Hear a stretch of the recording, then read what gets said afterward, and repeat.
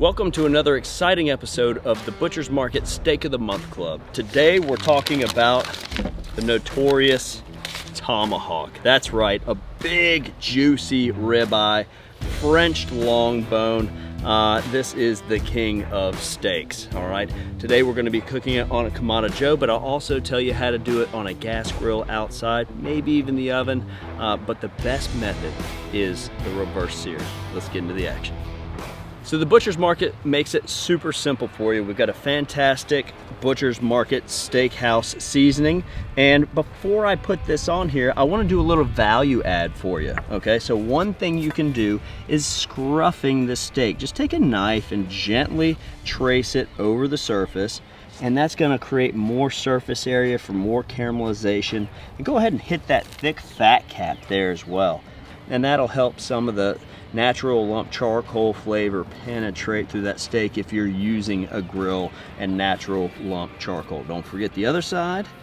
Because there's so much surface area here and this is so thick, we're gonna be pretty generous with the amount of the Butcher's Market house seasoning. Think about it, once you slice in here, there's a lot of meat still not seasoned inside.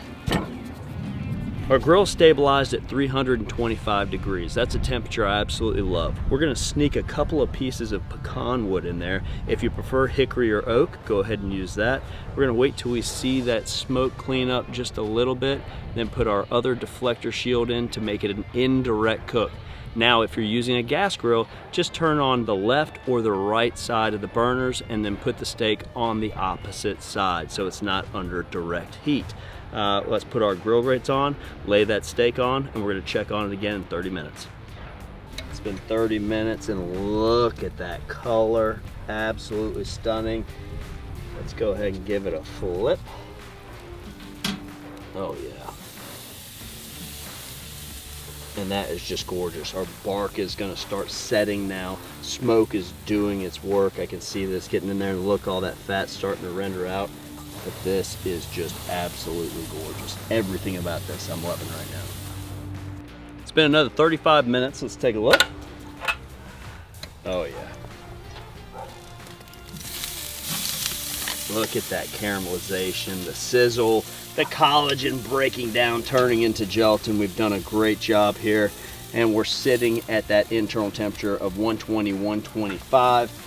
Now the important part is to let this beauty rest, okay? We're talking about 15 to 20 minutes. This is serious. You gotta give it 15 or 20 minutes. Don't just slow cut it and jump in there in 7 minutes and slice into it.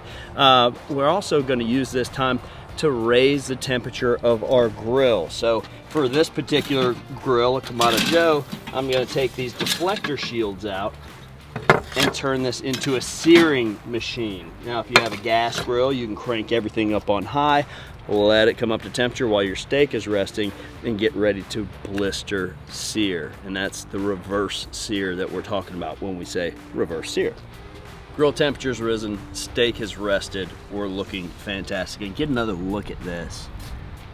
And that's what happens. All those juices just redistribute. I'm even gonna put a little bit more salt just right on top, and we're gonna sear that right into it. So I imagine the grill is sitting at about 550 degrees right now. I'm just gonna lay it right on there.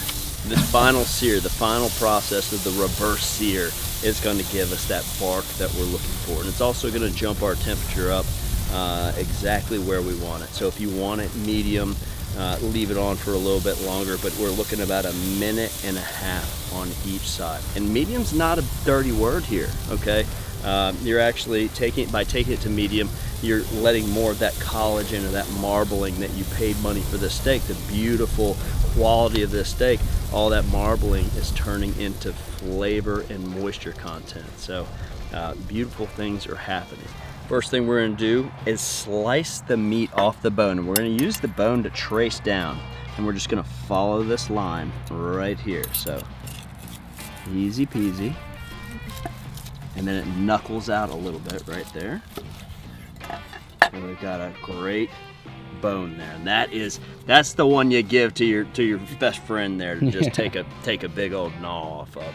And you can put a little more seasoning on that side that's never seen smoker seasoning if you want, and we'll even throw that back on the grill sometimes just to tighten up, because that's rib meat right there. You know, that's beautiful. All right, now for the main event. There's this outside muscle here called the decal or spinalis or rib cap that is the best part on the entire steer, and that is it right there. Okay, and then you're left with this eye. You can see this round here, which is a lot of fun, and then there's some fat and some meat here as well. So this is the eye, and we're just going to slice it again into 1/4 inch chunks. Slightly different mouthfeel, slightly different fat content than that decal. And oh my gosh, is it good. All right, check this out. We can even use this bone as kind of a wall there for the presentation. Nice coast to coast medium rare plus. That is big, bold, and beautiful, and super simple, not intimidating. You can do this at home, easy peasy. Just go for it, all right?